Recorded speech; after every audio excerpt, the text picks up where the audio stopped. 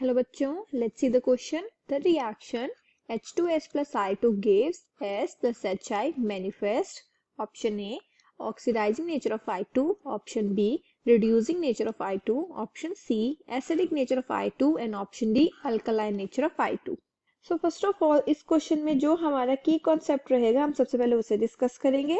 So here the key concept is all about oxidizing agent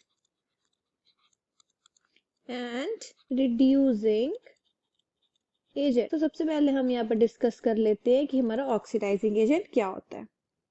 so oxidising agent जैसा कि हमें पता है विच गेन्स इलेक्ट्रॉन्स, जो इलेक्ट्रॉन गेन करता है from another molecule and gets reduced.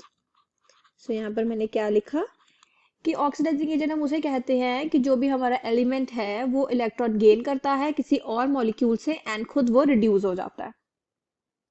अब हम चलते हैं रिड्यूसिंग एजेंट क्या होता है. रिड्यूसिंग एजेंट होता है which loses electrons to other substance या हम कहें to other molecule and gets oxidized.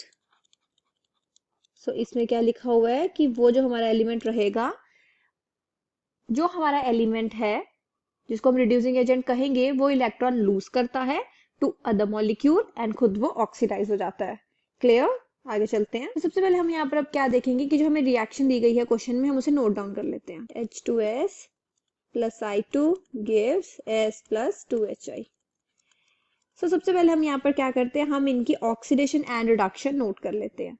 In the reactant side जो हमारा I2 है वो हमारा यहाँ पर एलिमेंटल फॉर्म में प्रेजेंट है. सो दैट्स वाई इसकी ऑक्सीडेशन स्टेट क्या होने वाली है, 0. अब हम चलते हैं हमारे H2S की तरफ. जो हमारा H2S है, जैसा कि हमें पता है हाइड्रोजन होता है +1 ऑक्सीडेशन स्टेट में क्योंकि उसके पास एक ही इलेक्ट्रॉन होता है. सो दैट्स वाई.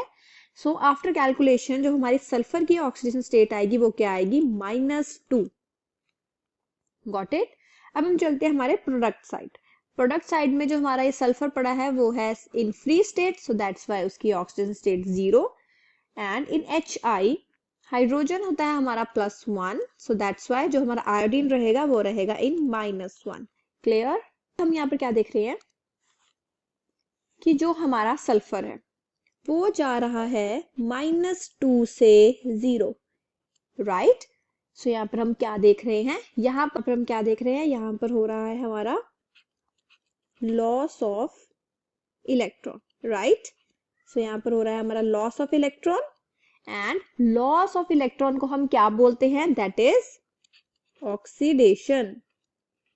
एंड मोरओवर यहाँ पर जो हमारी ऑक्सीडेशन स्टेट है वो भी बढ़ रही है फ्रॉम -2 to 0.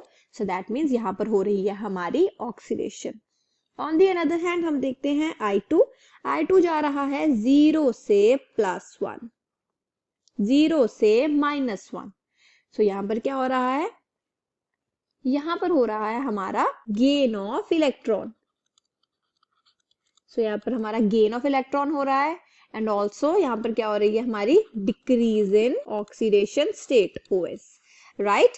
सो यहाँ पर गेन ऑफ इलेक्ट्रॉन भी हो रहा है, डिक्रीज भी हो रही है oxidation state. So that means यहाँ पर क्या हो रही है हमारी रिडक्शन.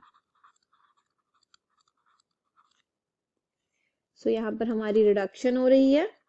राइट. तो यहाँ पर हमसे क्वेश्चन में क्या पूछा गया है कि जो हमारी ये रिएक्शन है वो क्या मैनिफेस्ट कर रही है. सो यहाँ पर अब हमने क्या देखा कि जो हमारा I2 है, राइट, जो हमारा आयोडीन है उसकी रिडक्शन हो रही है क्योंकि उसने इलेक्ट्रॉन गेन किए थे. राइट.